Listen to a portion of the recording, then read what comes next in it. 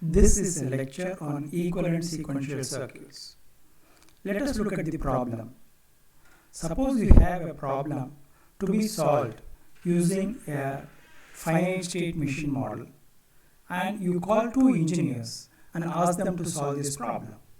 Let us say engineer A comes up with a Mealy sequential machine that is shown on this part, okay, and says that the sequential circuit works and it correctly solves the problem. The next engineer comes up with another solution which is also a Mealy sequential circuits, which is depicted on this side. So you would like to know whether which one of these two solutions are correct or both are correct. If so, how is it possible? So what you may do is that call one of the engineers and ask the engineer to explain how he or she arrived at the solution. You go through that logic and then get yourself convinced that this machine seems to correctly solve the problem. Then you call upon the next engineer and again go through the logic adopted by the next engineer, and you also figure out that this also happens to be the right solution. Now you are a little bit confused whether both are right, or if so, how is it? Because apparently these two sequential machines look different. So here is where we introduce the notion that two machines are said to be equivalent if they are functionally one and the same. They identically behave and produce the same solution. To this end, we define formally whether two given sequential machines are equivalent or not. First of all, the two machines should be both Mealy machines, or both of them should be Moore machines.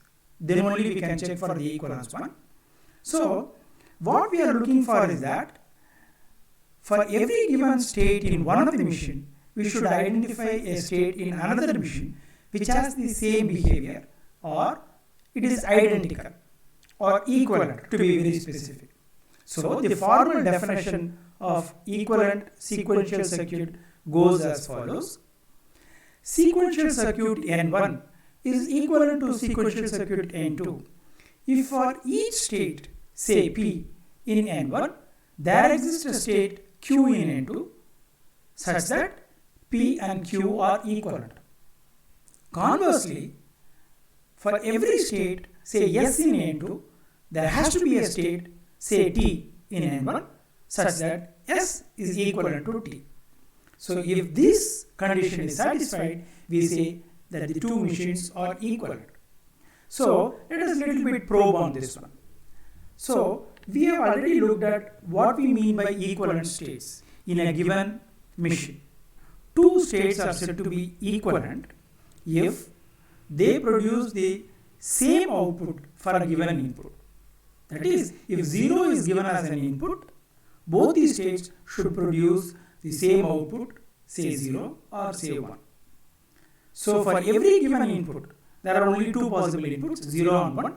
The output should be the same in both these states. Further, they should go to, for a given input, they should go to states which are same, or to be more general, they should go to states which are equivalent by themselves. So this is how we have defined the equivalence of two states. Now we should extend the concept and define how two given state machines can be equivalent. So let us look at these two state machines. One that is given on this side, which I am showing it using the cursor, and another that is given here, and check whether they are equivalent. So we are looking for a pair of state, one drawn from the first machine, another drawn from the second machine, which have identical behavior or equivalent. So for every state, for every given state in one of the machine, there has to be an equivalent state in another machine and vice versa. Okay. First thing we notice is that both obviously have to be either Mealy machines, both of them have to be Mealy, or both of them have to be Moore. Of course, a given problem you can either adopt a Mealy approach or a Moore approach to solve it, but let us say the same approach is being used, and both these machines are Mealy machines. Next is that if one machine has got 4 states and another machine has got 5 states, then we cannot check for equivalence, because there has to be a one-to-one correspondence between equivalent states from these two, drawn from these two machines. So the first condition that we have to put is that both machines should have the same number of states. First, you may come up with a solution in which there may be redundant states, but the solution may still be correct. So first what we have to do is, before checking whether two machines are equivalent, we should get these machines in their reduced form. That is, we should apply the state reduction technique, either the row matching technique or using the implication table technique, and reduce the machines to its simplest form, reduced form. So let us assume that the first machine is in its reduced form and it has got 4 states, which the engineer has named as A, B, C and D. Similarly, the other engineer has also used some state reduction technique and brought the machine to the reduced form and has 4 states, and they are named as S0, S1, S2 and S3. Now we are ready to check whether they are equivalent or not. So what essentially we are trying to do is, let us take a state A in the first solution. We are checking whether A is equivalent to one of the states in the other machine, whether A is equivalent to S0 or A is equivalent to S1 or S2 or S3. Similarly, having identified a possibility of equivalence between A and one of the states in the other machine, we again go and look at whether B is equivalent to any one of the states in this one, and so on. If we find a pair of 4 pairs of states such that in each pair one state is drawn from one machine and another state is drawn from other machines, and if these are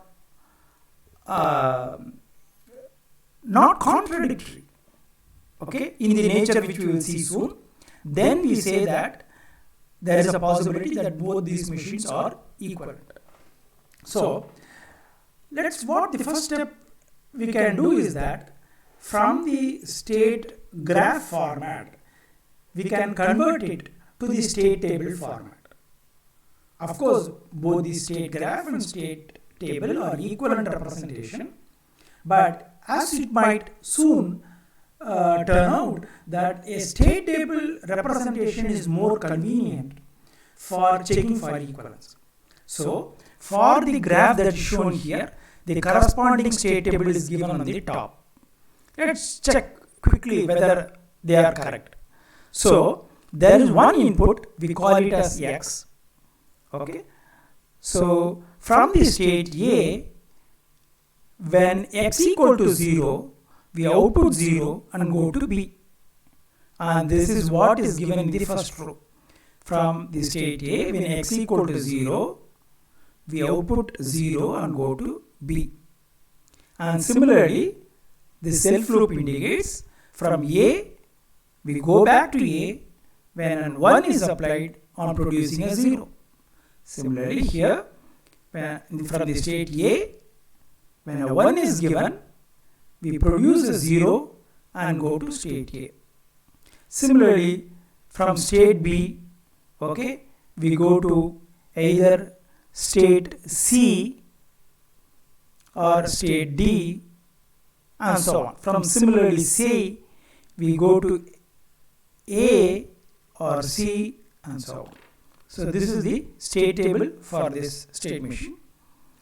Similarly, for this state graph, this is the state table. From S0, we go to either S3 or S1. We go to either S3 or S1 based on the input condition and produce certain outputs. So we have the two state machines represented in both the formats, state graph as well as the state table. In order to check the equivalence between these two machines, what we have to do is to consider all possible ways in which they can be equivalent. That is, A can be equivalent to S0, or A can be equivalent to S1 or S2 or S3. Similarly, B can be equivalent to S0, S1, S2, S3 and so on. So there are 16 possibilities and we have to check all of them. So we come up with a method which is very similar to the implication table, which is shown in the next slide.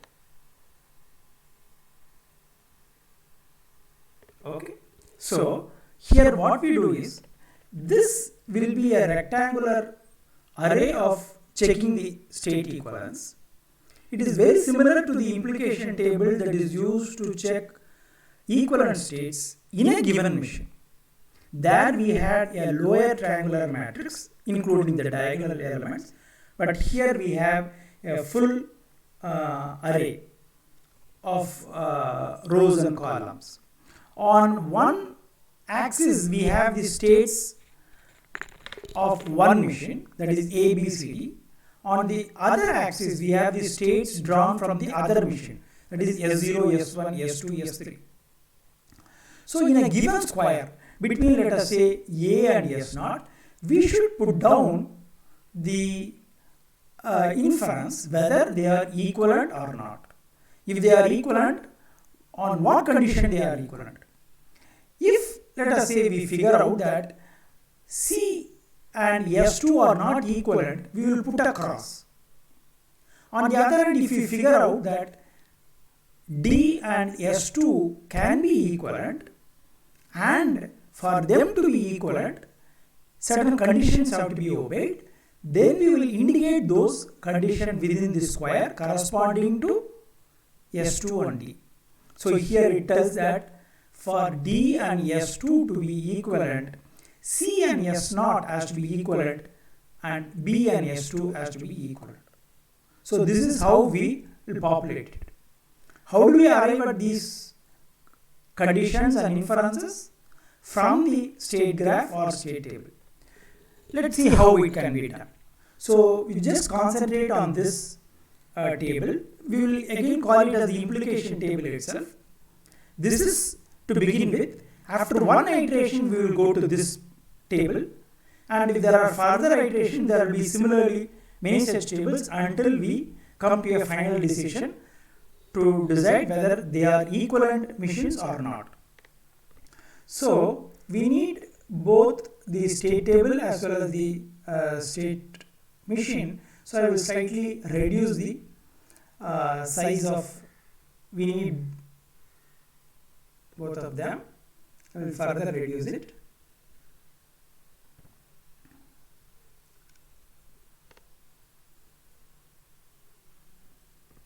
Maybe slightly I can enlarge.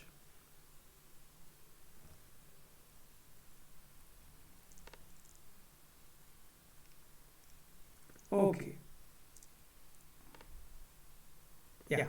So let's look at these two machines. First we will start off with use the state graph to arrive at this implication table, and later we will discover that state table will be much more convenient. So what are we going to list out in this implication table? We will check whether A is equivalent to S0 or S1, S2 or S3. All these four possible conditions we will mark it against the column above A. Similarly, the column above B will indicate the possibility of B being equivalent to S0 or S1 or S2, S3. Similarly, the equivalence of C between the four states are given by this column. And similarly, this last column above D gives the possibility of D being equivalent to the four possible states. We will start with A and S0 pair. So, to check whether A can be equivalent to S0, what is the condition? For a given input, if A produces an output, B also should produce the same output value for a given input. So there are two possible inputs, 0 and 1. So if you give 0 to A and 0 to S0, they should produce the same output. Similarly, if you give a 1 to A as well as 1 to S0, they should produce the same output. So that we check by looking at the arrow marks or transitions that come out of A and S0. Look at here. So A produces 0 bar 0. If you look at S0, it also produces 0 bar 0. So that part is okay. Then if you look at A, okay, it produces 1 bar 0. For on giving 1, it outputs 0. Here also we will see that S0, okay, here we will see that S0 produces 1 on giving a 1, which means that the behavior of A and S0 are not the same. We don't even need to look at to what states they reach and whether they are equivalent. First, if you look at the output condition, that is the first stage in which we can rule out whether two states are equivalent or not. So that is what we will first check, the output conditions.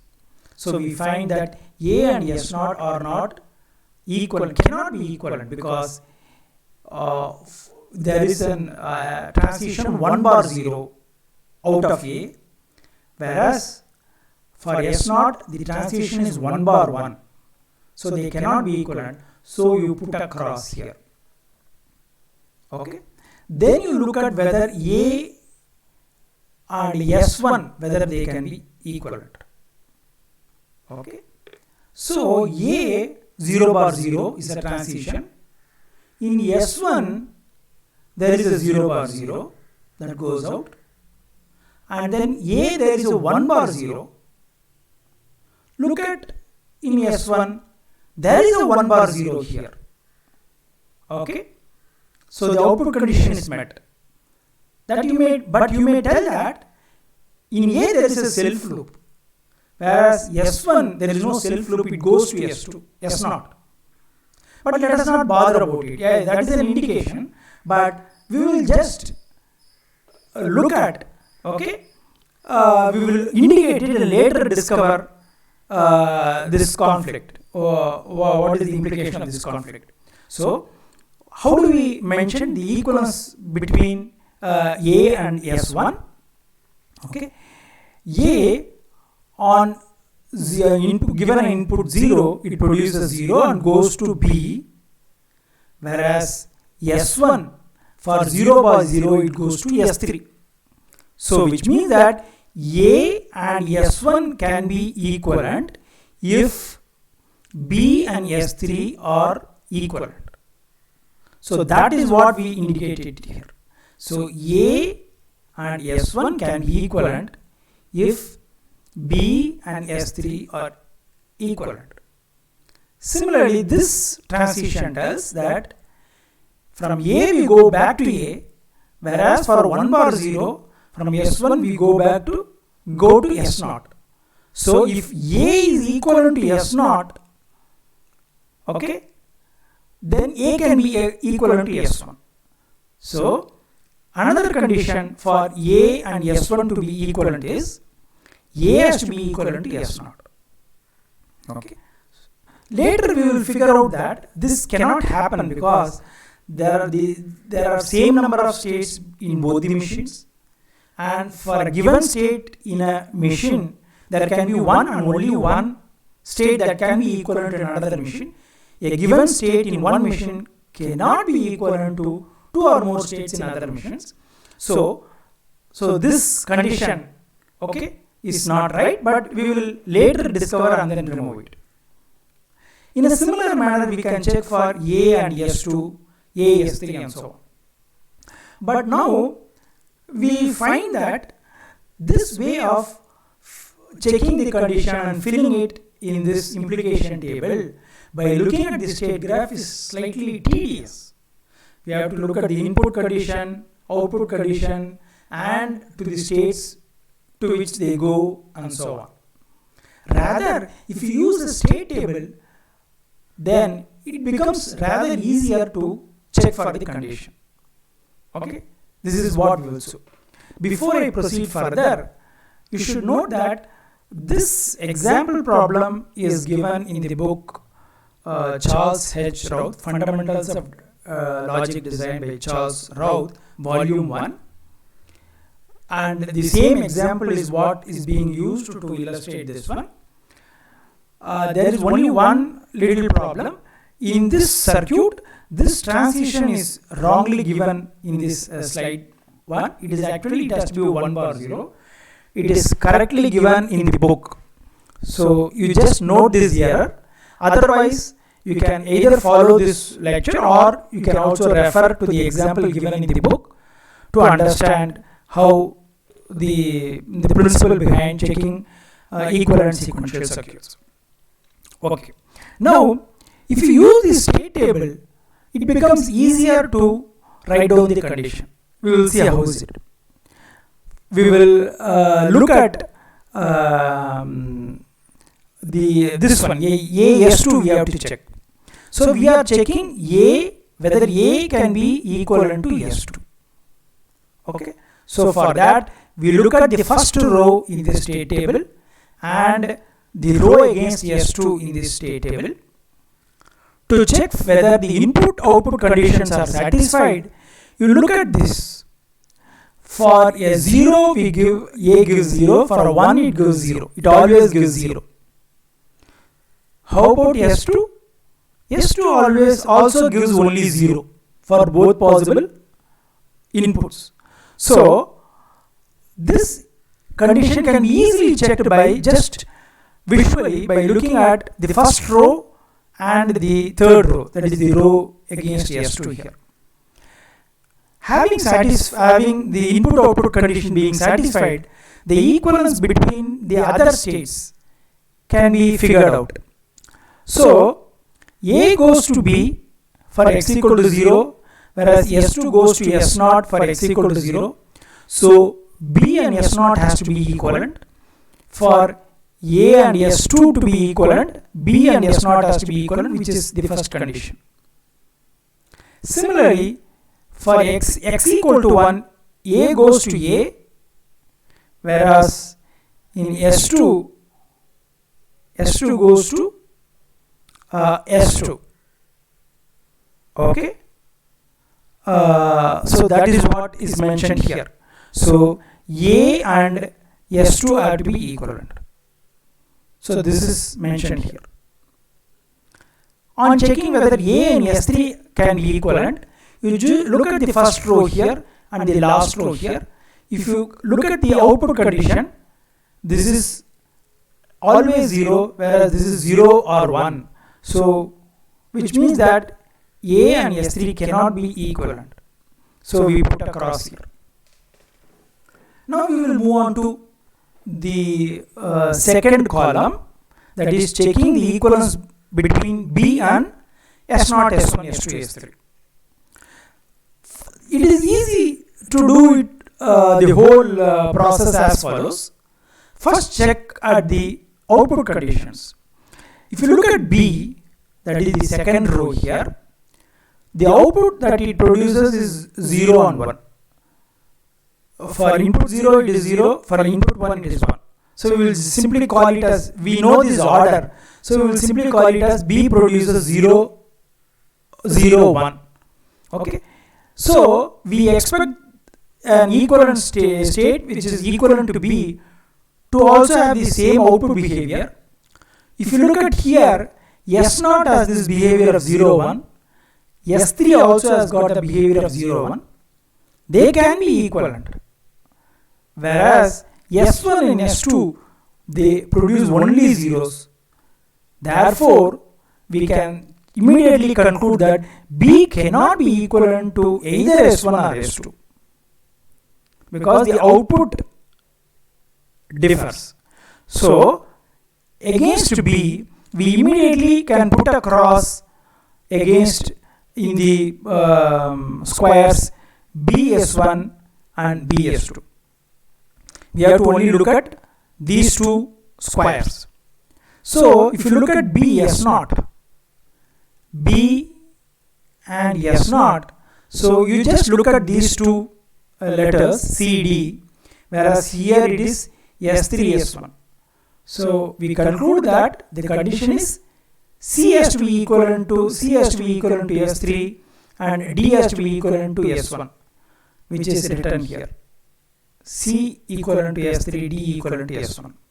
Similarly, on checking, 1 minute.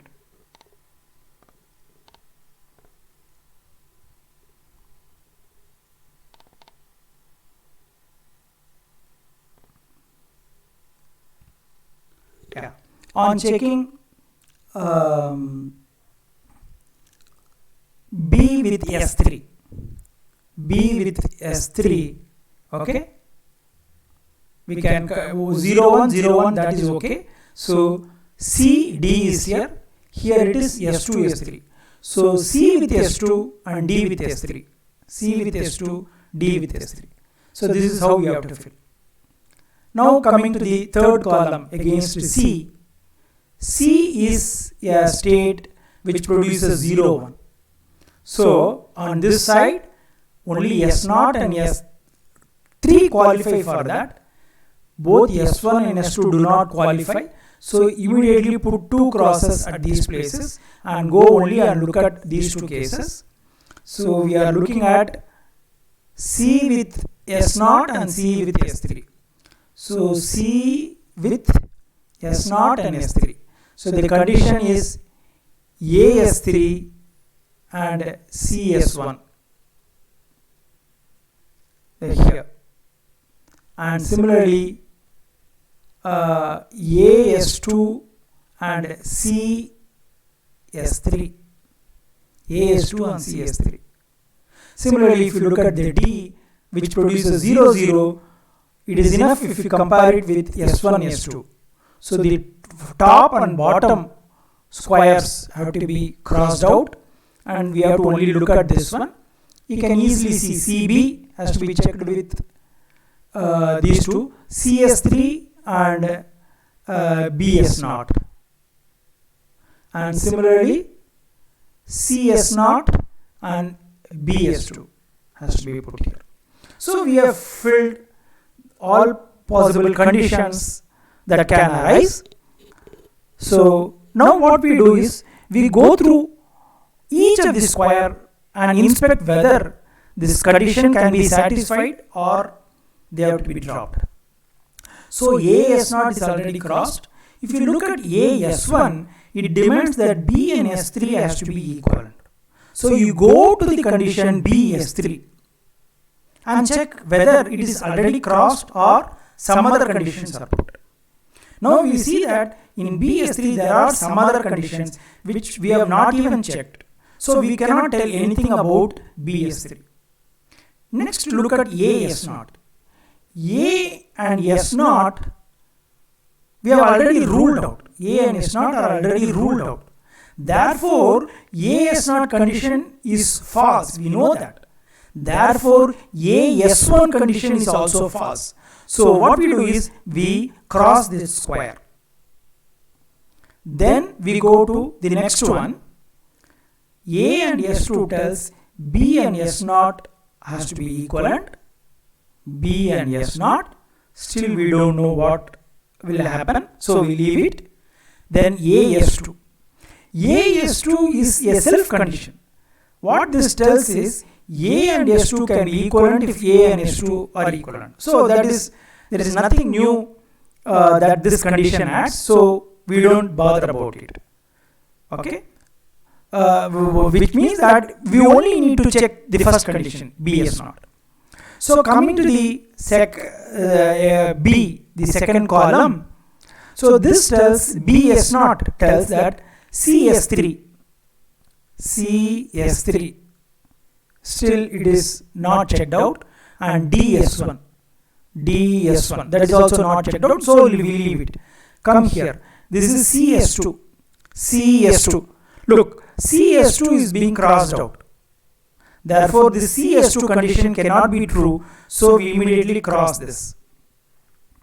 You don't need to check for DS3, because if one condition is false, then this whole equivalence goes away. Next we look at C. Okay, here we look at C can be equivalent to S0 if A is equivalent to S3. A is not equivalent to S3. Here also. So this goes away.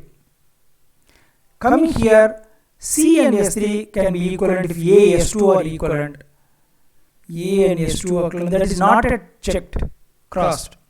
And C and S3 are equivalent, which is the same condition, self condition. So we will leave it. Coming to D, okay. First, D can be equivalent to S1 if C, S3 is equivalent, which is this, which is not checked out, and B, S0, which is also not checked out. So we leave it. Coming here, D is equivalent to S2 if C is equivalent to S0. Okay, which is just now crossed. So we cross this. Okay, and this is already crossed. This is the second iteration. So we can next go to the third iteration. Okay, so if you go to the third iteration, we will simply see that none of them will be crossed. BS0 is there, AS2 is there, CS3 is here, DS1 is here. Similarly, if you look at this one, AS2 is this one, CS3 is the same condition, CS3 is this condition, BS0 is this condition, and so on. So we get to a situation that we cannot rule out further states. So because of that, what we find out is, I can maybe zoom it back. So because of that, what we figure out is that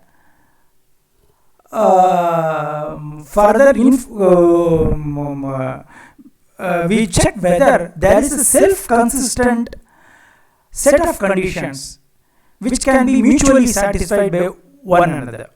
Okay, so we will list out all those conditions starting from here.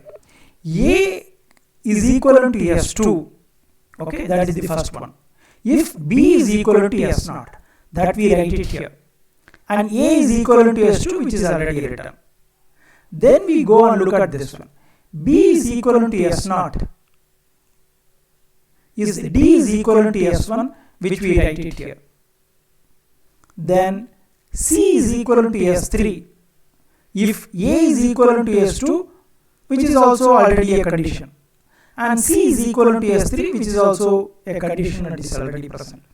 Similarly, when it comes to D, DS1 is true if CS3 is true and BS0 is true. So we have a set of 4 conditions which can be mutually satisfied, okay, in a self-consistent manner. So we can figure out that both these machines are indeed equivalent, in the sense that if we rename the states A, B, C, D to S2, S0, S3, S1, okay, and probably reorient this figure, okay, we may find that this machine is after all equivalent to this machine. Okay, so when it's also for this simple diagram possible to visually inspect whether there is a matching, but a complicated diagram it will be difficult. Even if you insist both engineers to use the same notation, A, B, C, D, or both of them have to use S0, S1, S2, S3, you may get 2 diagrams which are not evidently equivalent, because starting from S0, someone may put S1 on this side or put S1 on this side, or put S2 down here. Okay, the way they may draw the graph, okay, may be different. So it's not easy to figure out. So this is a systematic procedure that can be adopted to check whether 2 circuits are equivalent. Okay, thank you.